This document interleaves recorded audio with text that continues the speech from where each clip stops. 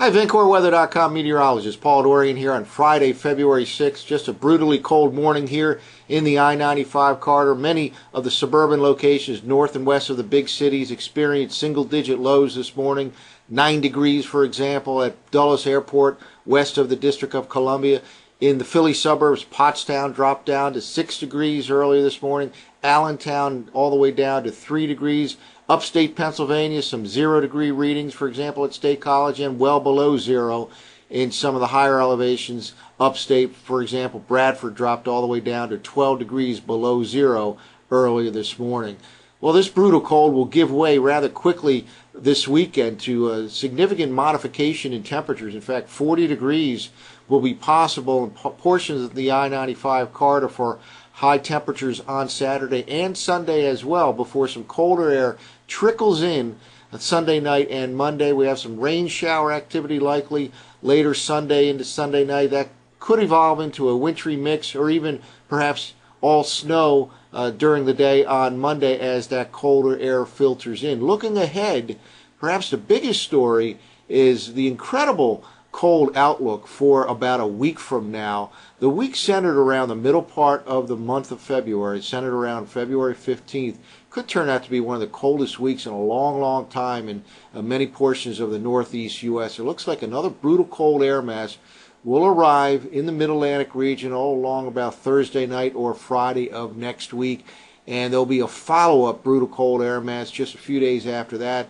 so that 7-day period centered around the middle of the month could turn out to be a very, very cold week, perhaps one of the coldest in a long, long time. This is the 500 millibar anomaly chart for next weekend, centered around, let's say, days 7 to 10, centered around next weekend, the 14th or 15th of February. Just an incredibly cold outlook. This comes from the Penn State eWall site.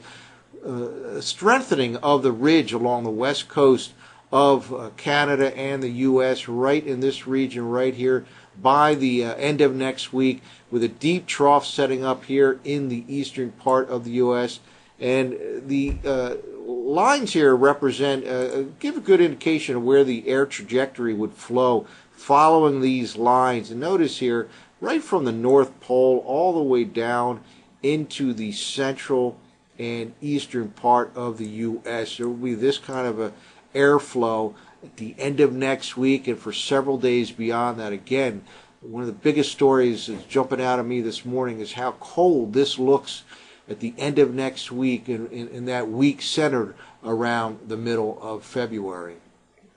Well, let's kind of backtrack a little bit now and focus in on the Sunday, Monday threat here in the northeastern U.S. It's a very tricky forecast. We have a mild weekend coming, relatively mild, especially compared to the brutal cold of today to close out the work week. But by Sunday morning, this is the forecasted surface map for Sunday morning. We have a cold frontal system dropping to the south from the north. And notice very strong high pressure here across eastern Canada. This is a very cold air mass. Now, this frontal system does not have a real strong push to it. It will be dropping to the south during the day on Sunday and then finally drop through the D.C. and Philly region. It looks like by Monday morning, colder air will trickle in. Now, this front will tend to stall out in the mid-Atlantic region, and a couple of waves of low pressure could ride along it. Hence the possibility of some rain showers while we're still in the milder air on Sunday, and then perhaps a change over to a wintry mix late Sunday night, early Monday, perhaps even to all snow in portions of the I-95 corridor later on Monday. Well, let's now take a look at some GFS forecast maps for the Sunday-Monday situation coming to the northeast U.S. This is using last night's 0Z model run.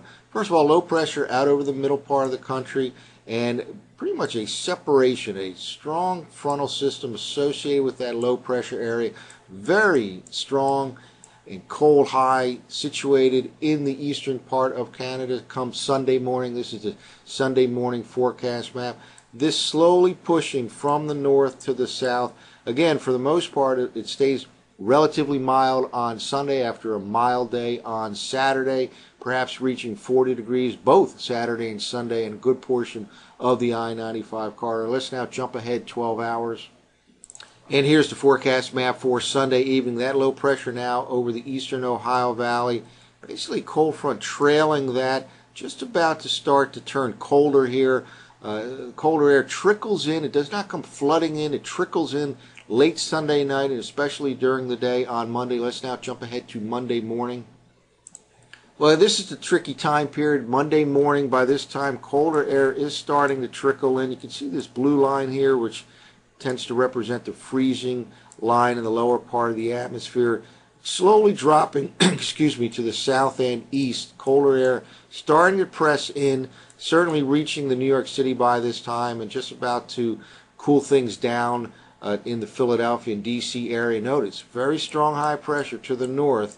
That's helping to push that colder air southward, and it's still some precipitation around with that low pressure area. So again, threat exists for some rain shower activity later Sunday into Sunday night.